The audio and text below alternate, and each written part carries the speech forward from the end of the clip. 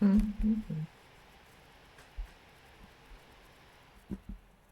Bueno, eh, primero, el otro día estuvieron haciendo ejercicio de elasticidad con Reinaldo, estuvieron repasando y revisando eso y yo les había dejado otros que tienen su solución para que pudieran practicarse. ¿Tienen alguna duda sobre eso?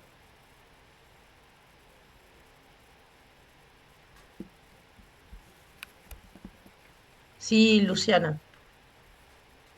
No, yo que en un ejercicio justo creo que era el de algo de la elasticidad en base a renta, que hablaba y o sea, justo nos daba uno, o sea, que sería Ajá. un bien normal.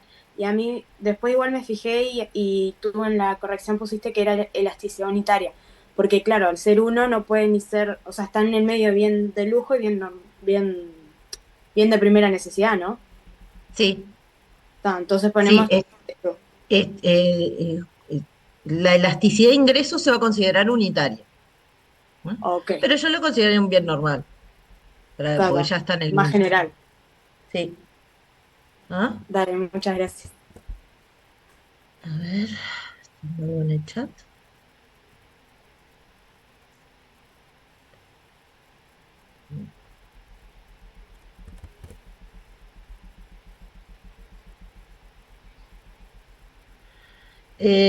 Guadalupe, la verdad que sí, el foro tenía fecha, no, no me preguntes bien hasta cuándo era la fecha, pero sí, me imagino que ya debe haber terminado. Sí. A ver, me fijo acá.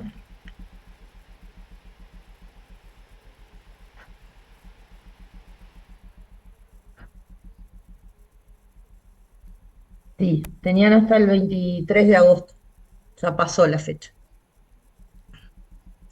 ¿Ok?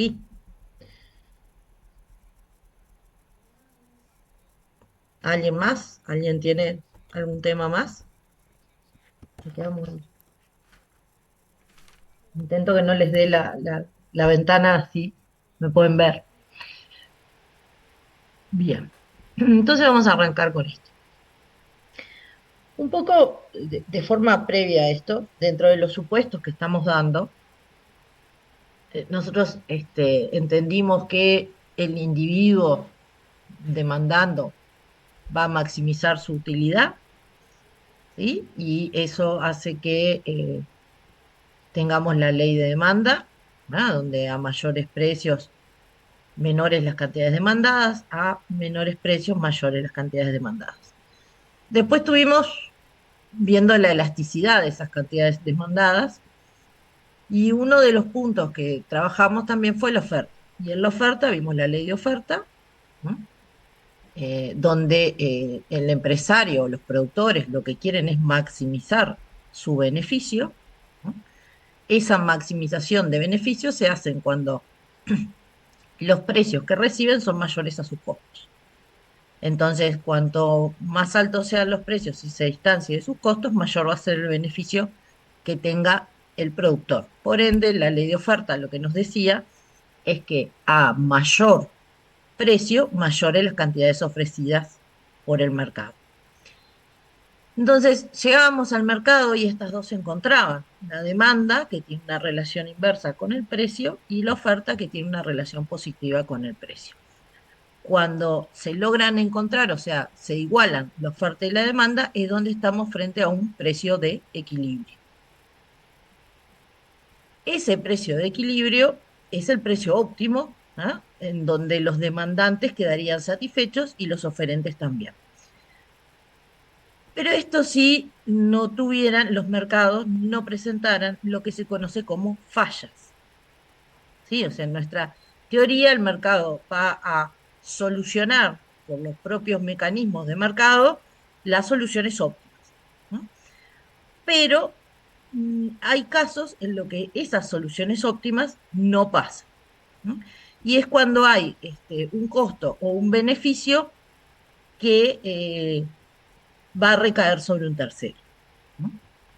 Y ahí cuando hablamos de fallas, es que se dan precios, ¿ah?, que no son los óptimos, porque justamente no están incluyendo o este costo o este beneficio. Entonces,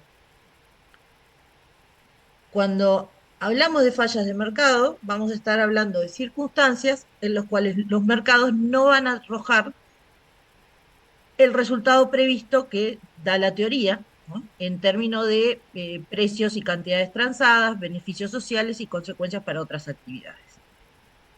Y ahí hay varias fallas de mercado, ¿no? Nosotros hoy vamos a trabajar las primeras 5, muy por arriba, y vamos a intentar retomarlo en la clase que viene.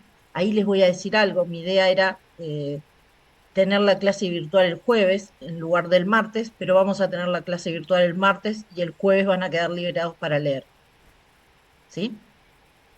O sea, lo único que cambio es el día de la clase virtual. Eso igual se los voy a pasar en un correo. La idea es trabajar estas fallas de mercado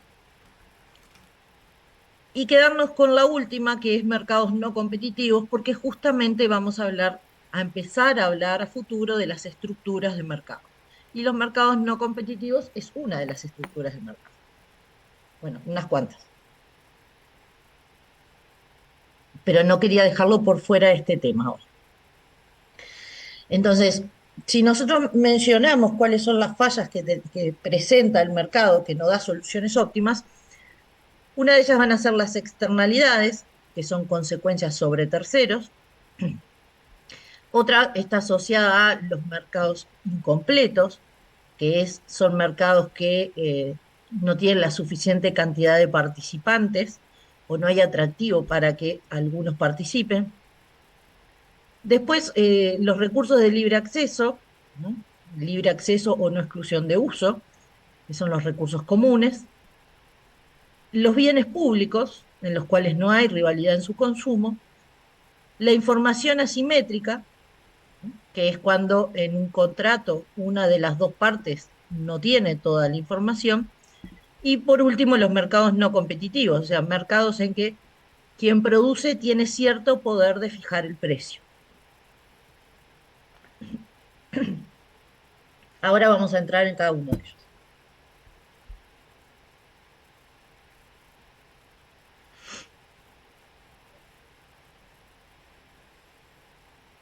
En el caso de las externalidades, la primera de nuestras fallas.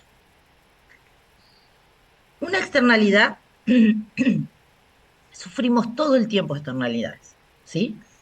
Una externalidad nos pasa, bueno, yo produzco bastantes externalidades del consumo, por ejemplo, porque fumo. Entonces, ¿cuál es la externalidad sobre los terceros?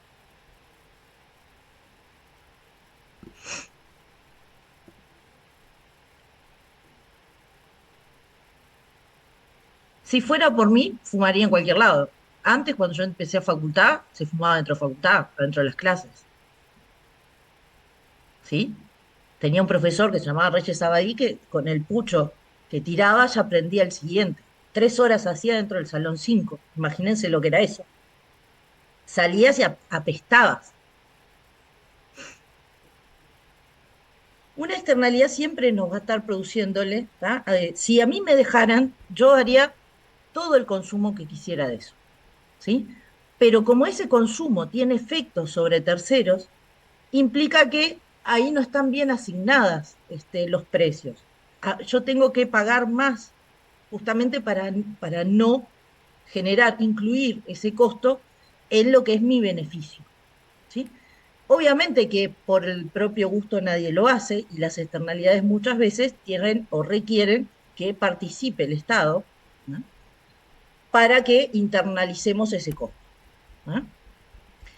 Las externalidades pueden ser tanto positivas como negativas, ¿sí? Eh, y ahí la podemos tener tanto en lo que tiene que ver con externalidades del consumo o externalidades de la producción.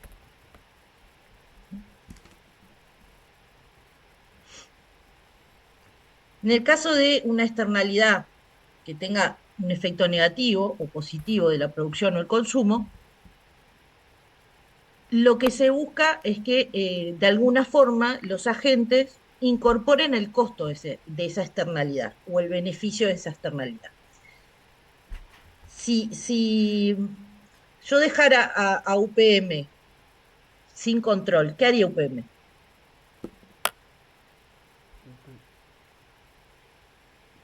Y Creo podría que tirar todos los sería... desechos al río, por ejemplo. mm, Sí, tiraría todos los desechos al río, ¿no?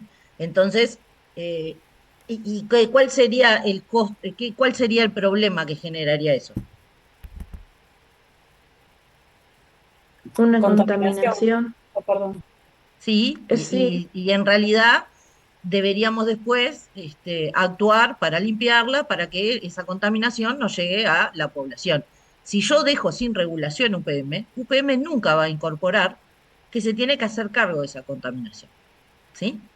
Ese efecto negativo, el mercado por sí solo no lo logra, ¿no? Y ahí es cuando se recomienda la participación del Estado, justamente en esta función del Estado eh, de regular o de ordenar, ¿no? O con las potestades también de multar, ¿no? Entonces, si yo dejo que la economía solo se maneje por el mercado, el efecto que va a tener no va a ser óptimo, ¿no? ¿Por qué? Porque vamos a tener efectos sociales que no son considerados por la actividad económica. Entonces yo, Estado, se lo tengo que hacer considerar. ¿Sí, Nancy? Como lo que pasó con lo que comentabas del cigarrillo, ¿no? Que al poner una ley donde no se puede fumar en lugares públicos, recuerdo en un momento que vino la Nata a la ORT Ujú. y él fumaba sin parar, le dijeron que estaba la ley, pero a él no le importó y siguió fumando y la ORT tuvo que pagar una multa como de $15.000 en su momento. Y, bueno, el tamaño de la multa después es otra discusión, ¿no? Porque si en realidad la multa no es lo suficientemente importante comparado con el costo que está generando, no desalienta. UPM tiene mucho margen, ¿no? Como una empresa transnacional grande. Bueno, la multa tiene que ser algo importante. No quiere decir que UPM no pueda tener cierto nivel de contaminación que sí está permitido, ¿no? Porque todas las actividades productivas contaminan gente, no hay vuelta, las vaquitas contaminan. Lo que hay que lograr es tener un control sobre eso, hay un monitoreo. Ese es, digamos, el por qué los neoclásicos sí aceptan que el Estado tiene una función en la economía, que los liberales puros no lo aceptarían, ¿sí? Bueno, o la versión que tenemos ahora del otro lado del charco, o sea, no aceptaría que se tenga esa función, ¿sí? Pero efectivamente, si no, sería la ley del más fuerte. ¿Sí? O sea, no habría forma de que alguien se haga cargo de los destrozos que hace, por ejemplo, o de lo que contamina, o de yo qué sé, tener la música muy alta. En general necesitamos ciertas normas para poder convivir en sociedad. Entonces, las negativas las vamos a tener cuando una persona o una empresa realiza actividades y no asume todos sus costos, ¿sí? Entonces termina traspasándole esos costos a la sociedad. Yo qué sé, el boliche, perdón, estoy en la oficina, pero el boliche de acá enfrente, que es un restaurante, pensó que iba a traer más gente sumando música en vivo, ¿no? Está entre dos edificios gigantes, ¿eh? Obviamente, a la primera música en vivo que tuvo, vinieron a medirle los decibeles y tuvo que dejar de tener música en vivo, ¿no? Porque de hecho hacer la adaptación del lugar para que pudiera tenerla salía muchísima plata. Entonces, si no fuera porque hay una normativa que hace que vos no podés tener la música a cualquier hora y en cualquier momento, ¿eh? Eh, y tiene que tener una cierta cantidad de decibeles, bueno, nunca, o sea, lo que hace esa persona es traspasarnos ese costo a nosotros y no asumirla de forma propia. En el caso de las positivas, a veces pasa que requieren una persona, una empresa no va a recibir todo el beneficio de su actividad, ¿no? Sino otros podrían también quedarse con eso. Entonces, ahí una de las posibilidades es darle una protección. Eso es, por ejemplo, en el caso de investigación en investigación y desarrollo, los gastos en investigación y desarrollo. Para que la empresa después pueda recuperar esos gastos, el Estado le da, ¿no?, una propiedad intelectual atrás de eso, que si alguien quiere utilizarla, tiene que pagarla.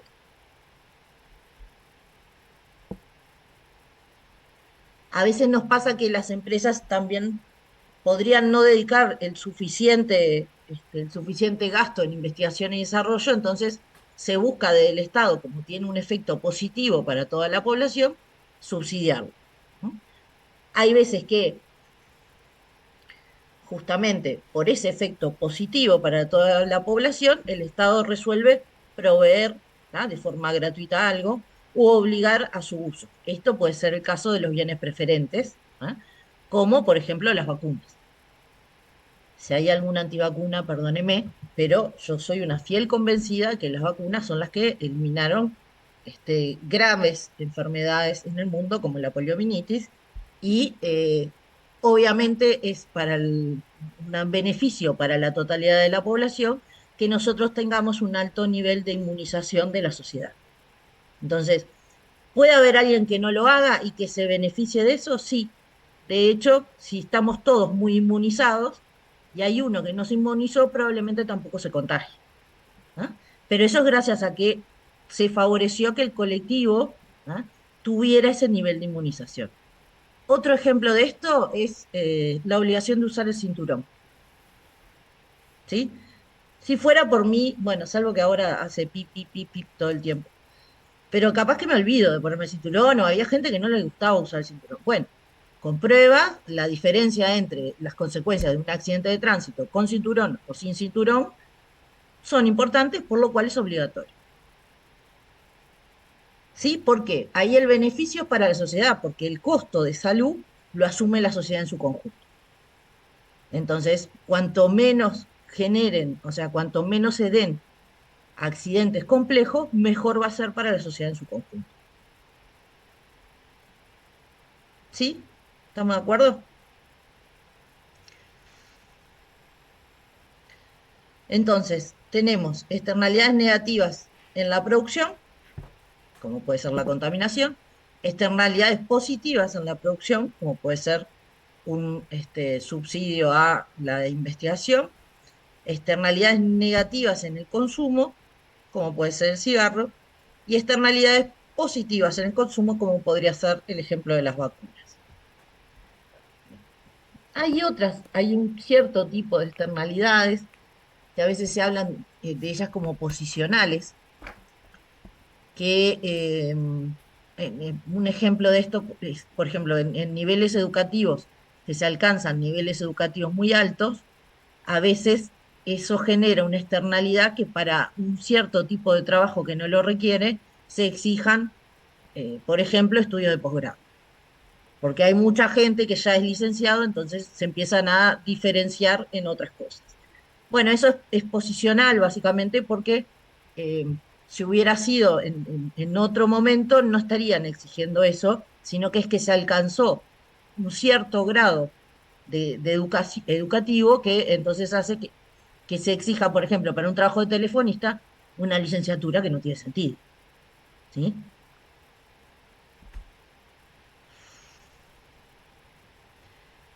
En el caso de las externalidades negativas de la producción, si nosotros fuéramos no sé si ven ahí,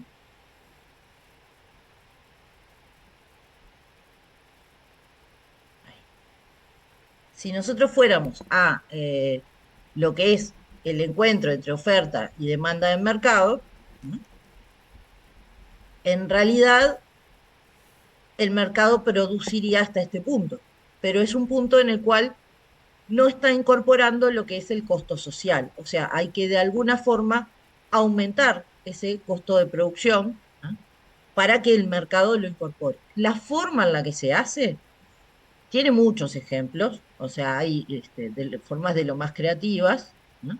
Pero lo importante es lograr que esa empresa internalice el costo social. ¿Mm? Formas de solucionarlo, ¿no?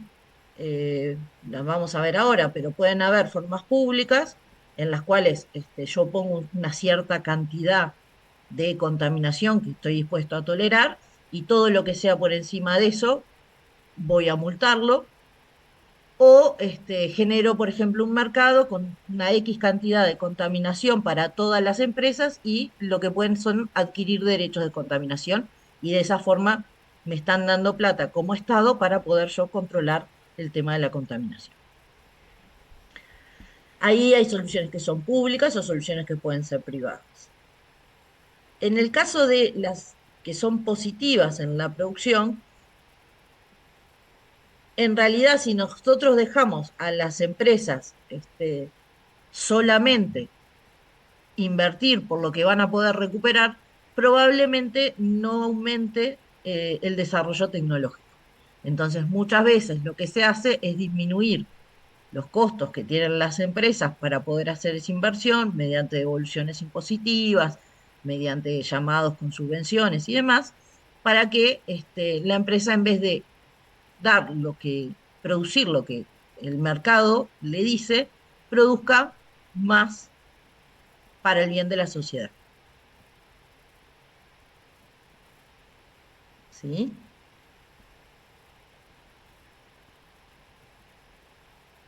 Entonces acá, nosotros, como hay una externalidad positiva, tenemos que facilitarle que ese costo lo pueda asumir mediante una subvención, por ejemplo.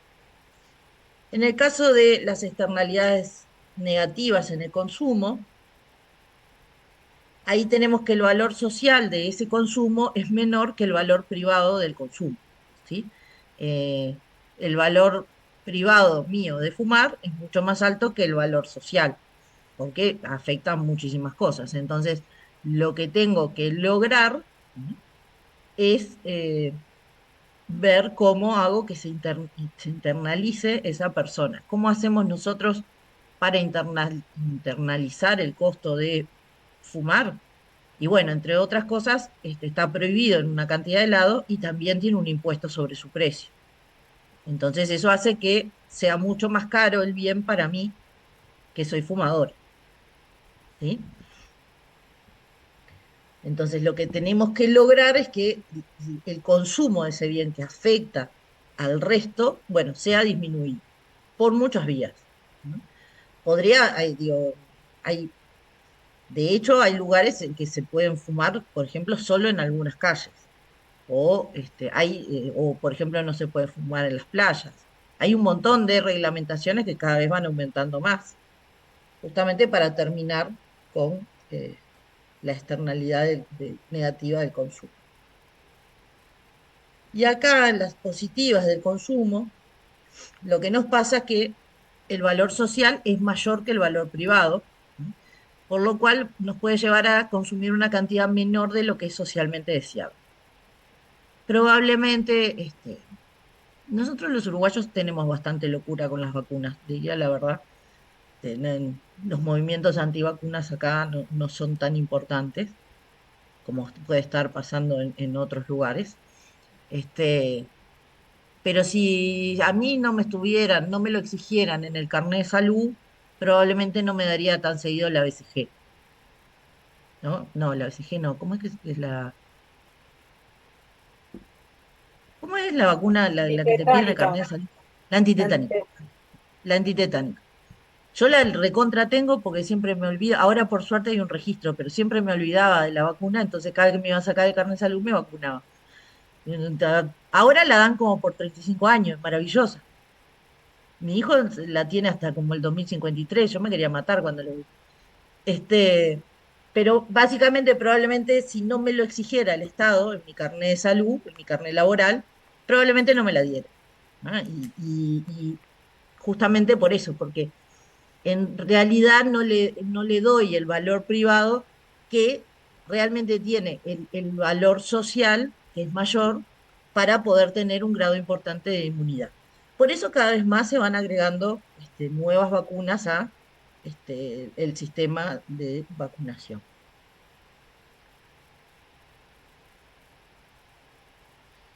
Entonces, ¿qué soluciones pueden tener las externalidades?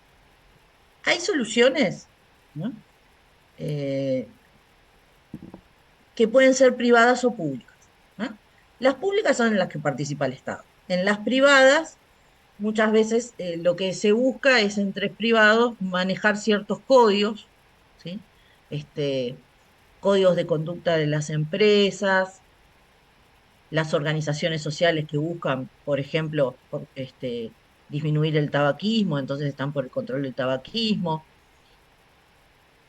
Integrar también, en el caso de algunos contratos, cláusulas que determinen que no van a pasar tales cosas o tal otra.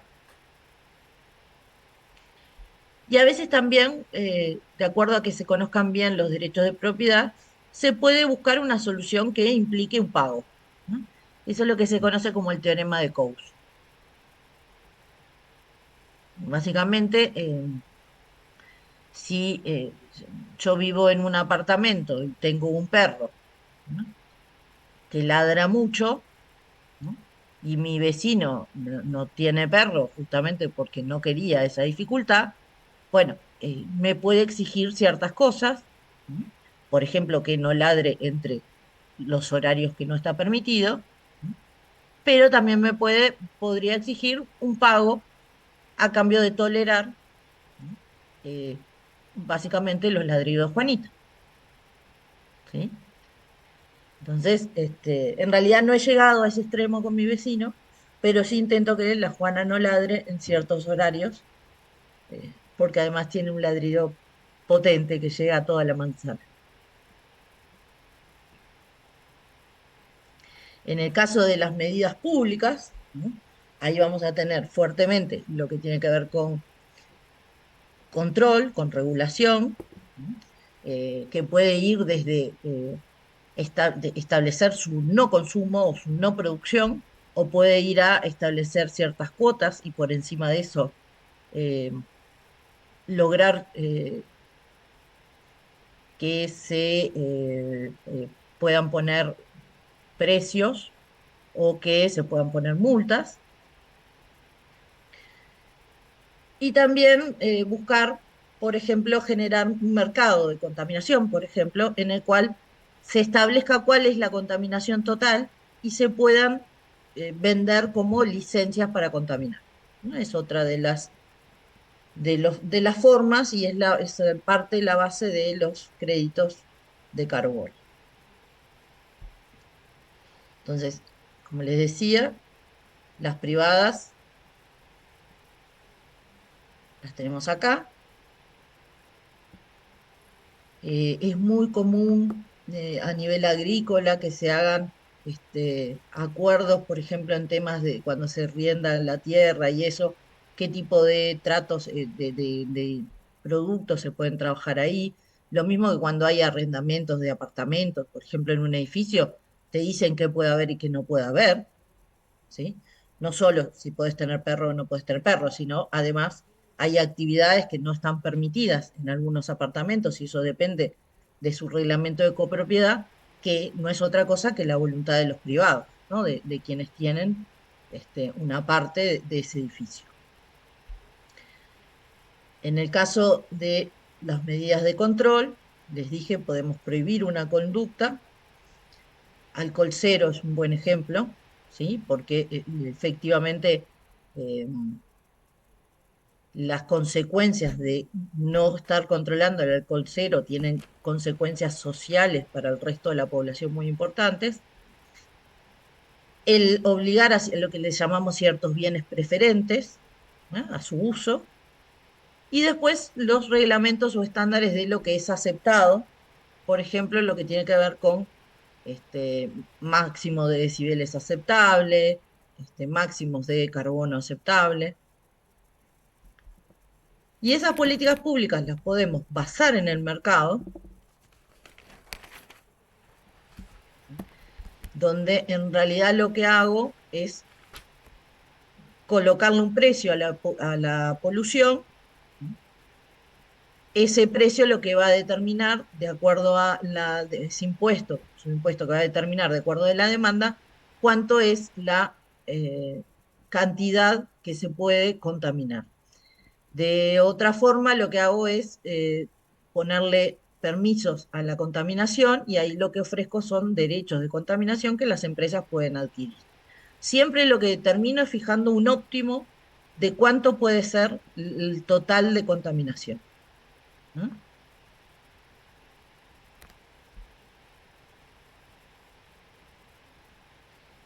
En cuanto a la información, en cuanto a la información tenemos dos fallas. Una está vinculada a la información imperfecta, que es cuando los mercados no dan toda la información deseable para tomar decisiones. ¿Sí? Hay mucha letra chica, cosas que no quedan claras, cuál es el regulador. Ahí se regula, de hecho, para que los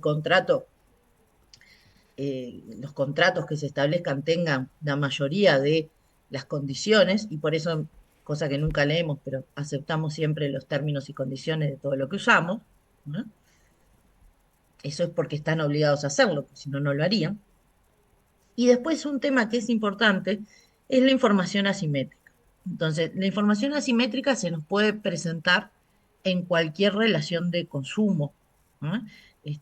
Ustedes, si quieren saber si tiene mucho azúcar, lo que hacen es ir a un producto y ver cuánto es la regulación, la cantidad de azúcar que tiene o la cantidad de calorías. Bueno, si fuera por los productores, eso es un costo, ¿no? Y no lo establecerían, es un costo de laboratorio, es un costo de imprimirlo, es un montón de costos.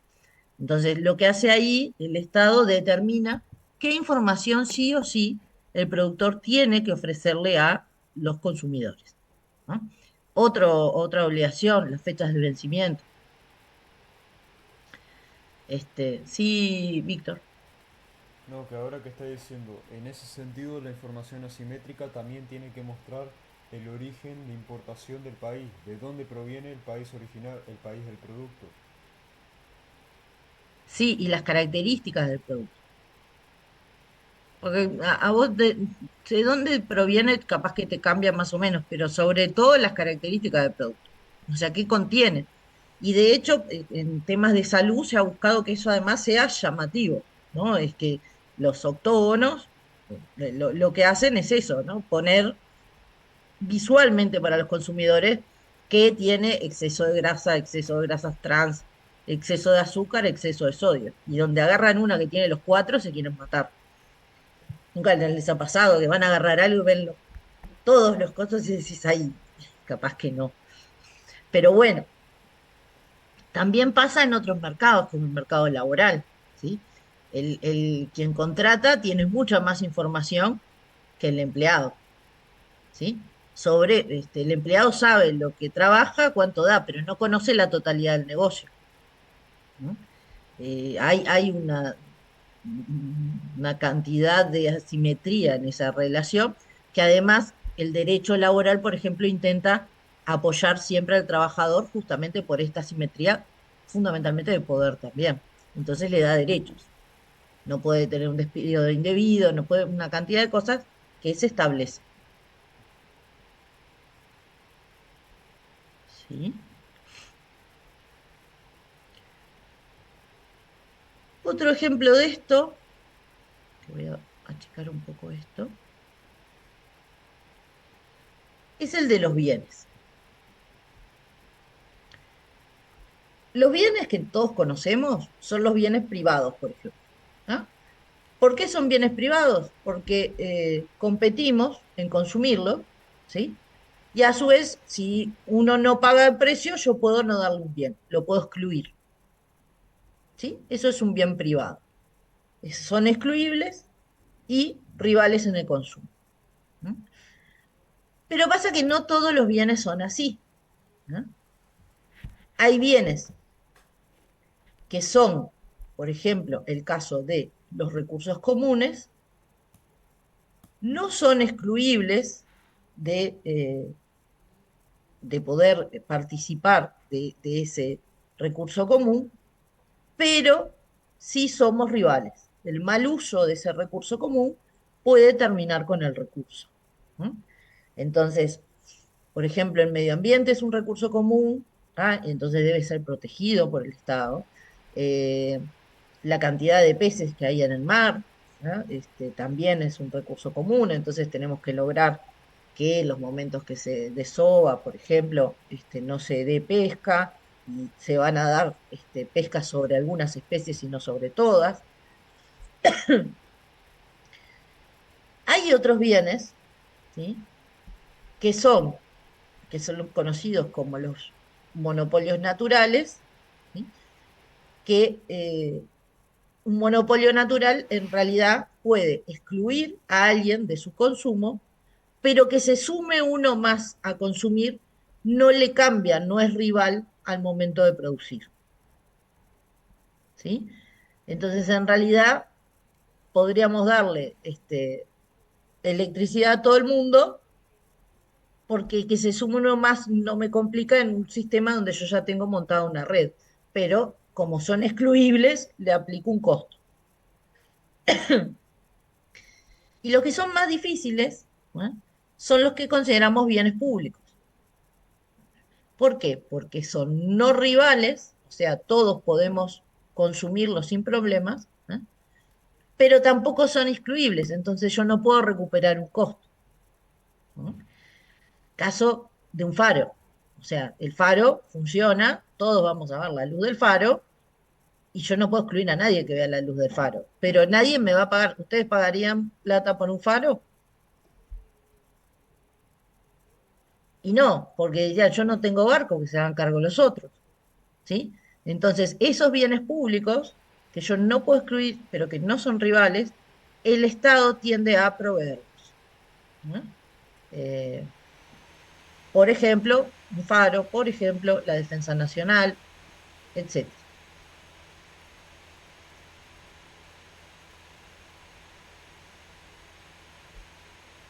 Entonces, cuando estamos en el caso de los recursos comunes, que son bienes que son rivales, pero no excluibles, nos va a pasar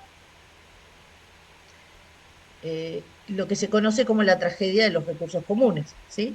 Que nadie se hace cargo de su gestión, ¿no? Por ende se usan más de lo que deberían usarse, por lo cual su gestión tiene que pasar a una acción colectiva, ¿no? Que puede ser estatal perfectamente. ¿Sí? Es la única forma de asegurarnos que el recurso siga subsistiendo.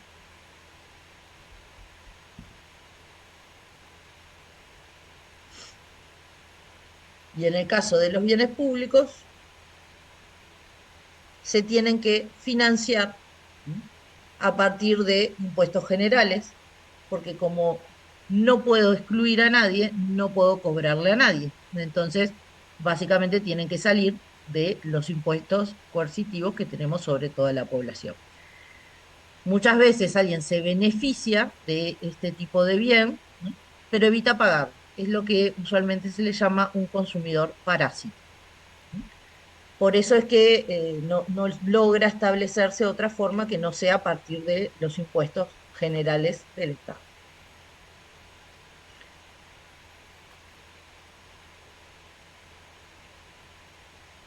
Y bueno, y por último, fallas de la competencia, ¿no? Con fallas de la competencia nos vamos a meter a trabajar vamos a ver la clase que viene, competencia perfecta, ¿no? Y vamos a ir trabajando las diferentes mercados que nosotros le decimos de competencia imperfecta, ¿no? que son el monopolio, el oligopolio y la competencia monopolística. Siempre que un vendedor, ¿no? tiene algo de poder sobre el precio de mercado, ¿no? estamos ante un mercado de competencia imperfecta. De acuerdo a cuántos vendedores sean, ¿no? es la cantidad de poder que ese vendedor tiene sobre el precio de mercado, ¿no? Y si son pocos vendedores o pocos productores, como quieran decir, ¿no? Tenemos que lograr que no se pongan de acuerdo para fijar un precio muy alto de mercado, ¿sí? Ahí es cuando no los dejamos hablar entre sí. Le aplicamos leyes que se conocen como antitrust o de defensa de la competencia, porque si no, cometerían, ¿no? eh, lo que es un acto de colusión para poder fijar el precio, ¿sí? Eh, si fuera por la Coca-Cola y la Pepsi solo, imagínense, fijarían el precio lo más arriba posible. De hecho, no lo hacen porque hay más competidores también en el mercado y también son monitoreados por defensa de la competencia. Si cuando se ponen de acuerdo, como fue el caso del petróleo, se pusieron de acuerdo, forman lo que se conoce como un cártel, ¿no? Que es una cantidad de empresas que tiene un acuerdo colusorio para fijar precios, ¿sí? Acá la participación del Estado fundamentalmente es a través de las leyes de defensa de la competencia.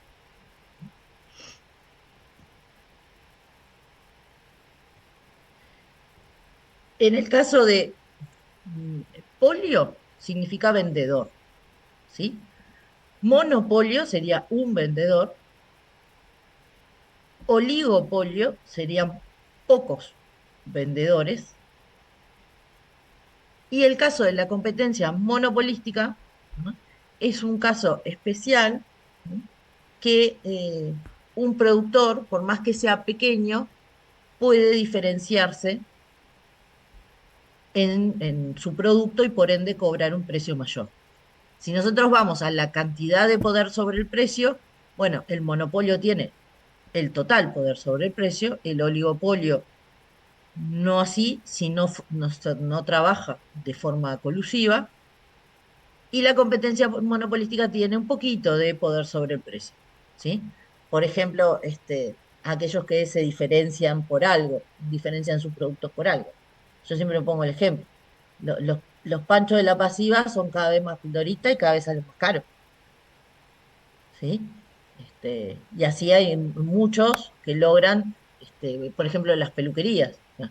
Un corte de pelo, de acuerdo al peluquero, puede variar desde los 400 pesos hasta los 2.400 pesos, de acuerdo a qué peluquería vaya. Lo mismo quien diseña vestido, ¿no? Digo, ir a veces a un shopping es entrar en una lógica de que hay una X cantidad de marcas que como venden diseño, bueno, logran poner sus precios mucho más altos, ¿sí? Lo importante de esto es en donde vamos a entrar en la próxima clase, es que todo lo que se desvíe, ¿no? de la competencia perfecta va a permitir que se tenga poder sobre el precio, ¿no? La competencia perfecta es un ideal, ¿no? Ahora, lograr que cada vez se llegue más cerca a las premisas de la competencia perfecta, o sea, que los consumidores tengan la mejor información posible, que no haya barreras a la entrada de nuevos competidores, ¿no? Como puede ser en el caso del monopolio o del oligopolio. em, Ahí implica toda la participación del Estado, ¿no? Ese es un poco el rol que tiene el Estado y que está en discusión, porque vieron que toda la discusión esa de si Uruguay es caro y por qué es caro Uruguay, eh, básicamente está centrada en que hay ciertos oligopolios, inclusive que son importadores, ¿no? Que hacen que haya precios más altos que los que habría, que los que esos importadores manejan en otros países en dólares, ¿no? Entonces, ese tipo de cosas, bueno, hace que los diferentes mercados no den el precio más bajo que podrían dar, sino que terminémoslo pagando como consumidores precios más altos, ¿sí?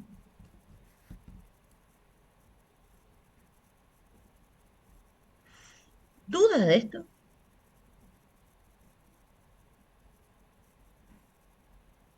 Sí, Martina. Profe, ¿Estás con frío, entonces, Martina, o es un tema? Porque mi hijo vive todo el día con la capucha puesta y no se la mm, logro sacar. Se la voy a no, es cortar, por ya le frío. corté. Lo mío es por frío. Ah, Entonces las externalidades sería como un límite. no, las externalidades es un efecto que le provocas a un tercero, ¿sí? El efecto puede ser bueno y sea una externalidad positiva, o puede ser malo y sea una externalidad negativa.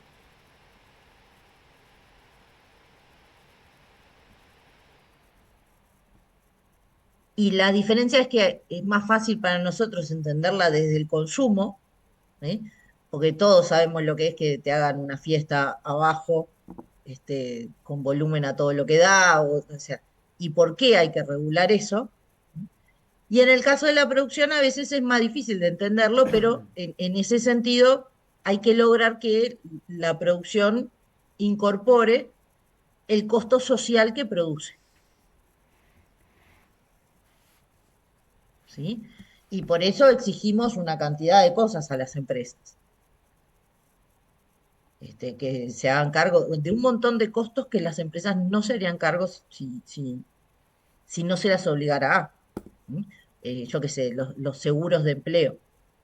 En el caso digo, se exige que todo el mundo tenga un seguro de empleo. Bueno, es una exigencia. ¿Por qué? Y bueno, porque no puede ser que si a alguien le pasa algo en el trabajo no tenga esa cobertura después. Digo, si te pasa algo trabajando, ¿no? Y hay muchas exigencias, ¿tá? Que parten de esto, de acuerdos de lo que es necesario, ¿no?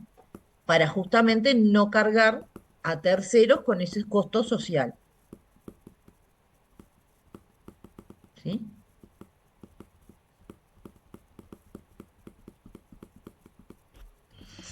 Y después, bueno, podemos llegar a quejarnos o a estar en desacuerdo de las soluciones y de cuán más estricta o menos estrictas son y más eficientes o menos eficientes son.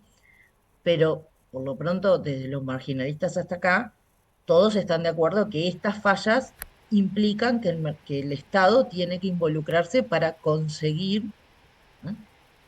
Que se corrija efectos que no son deseados.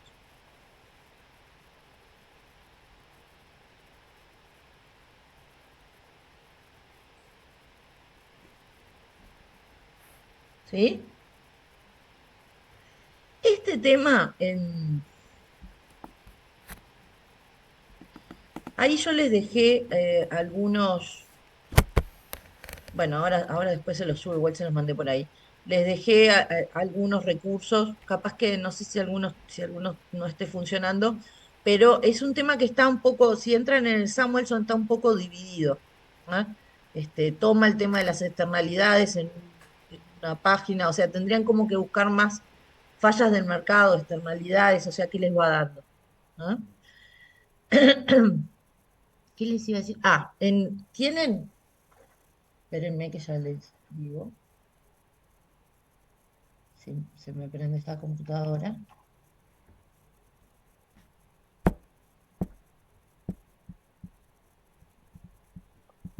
Queda acá en el foro. No, no quiero eso. ¿Tienen para ir viendo? Espero que ya hayan visto los videos de oferta y demanda y elasticidad de la demanda. Y les dejé ahí uno que son unos videos que dicen costo de producción 1, costo de producción parte 2, que es algo de lo que vimos antes de ver elasticidades, ¿no? Y después, para la otra semana, va a haber, ¿no? Unos videos que son de estructuras de mercado, ¿tá?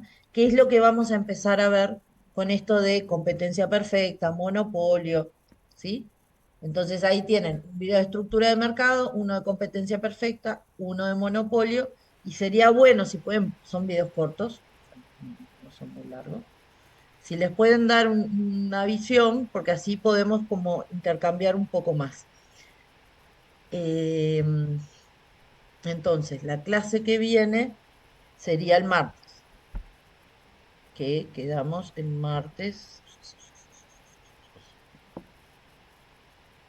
martes primero, ¿ok? ¿Ah? No sería el jueves 3. ¿Tá? Digo porque en el cronograma el martes primero no dice virtual y el jueves 3 dice virtual. Yo igual les voy a escribir, ¿tá? ¿Sí? Sí. Bien. Salvo que tengan algo más, yo lo voy a dejar por acá, porque así seguimos retomando de a poco. Necesito que sigan leyendo, ahí viendo los videitos, si tienen un rato y si les generan duda, preguntan. Yo una pregunta. Sí, Más allá de los capítulos 17 y 18 de Samuelson, entonces hay que buscar además a través por fallas para encontrar este tema, o es dentro de esos dos capítulos. si vas a ver Samuelson, igual, digo, la PPT que les pasé está bastante, Sí, pero es un tema que si vos buscas al final, tiene por conceptos. Si vos bien, buscas, vas a ver que tiene un montón de conceptos y te dicen qué página está, ¿no? Si perfecto. buscan ahí, por ejemplo, fallas o fallas de mercado o externalidades, ¿ah?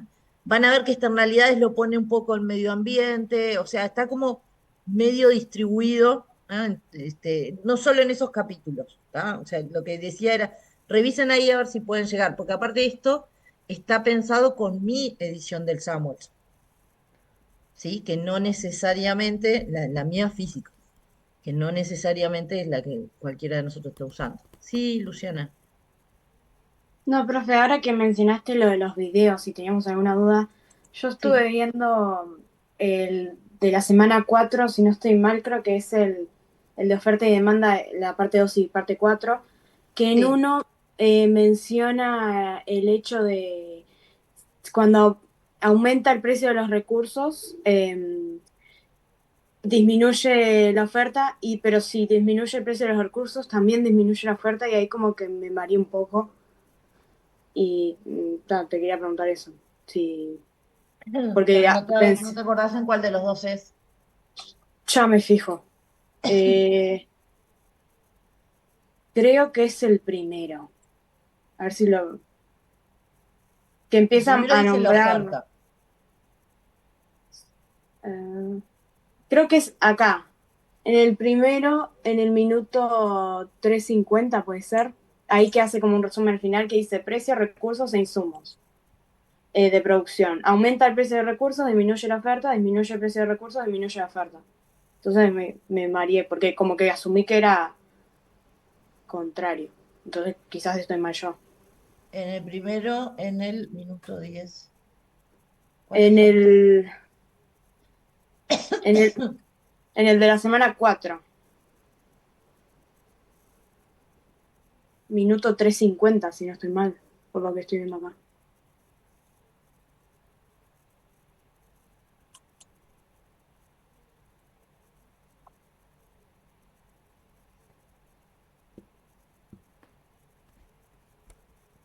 A ver.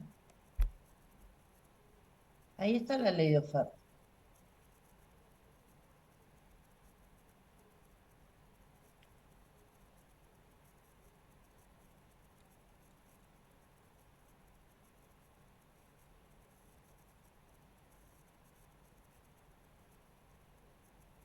No, pues este es minuto 49 ya y está con la ley de oferta nomás. Yo estoy en la semana 4 en el primer video que dice oferta y demanda parte 2 puede ser. Sí, estaba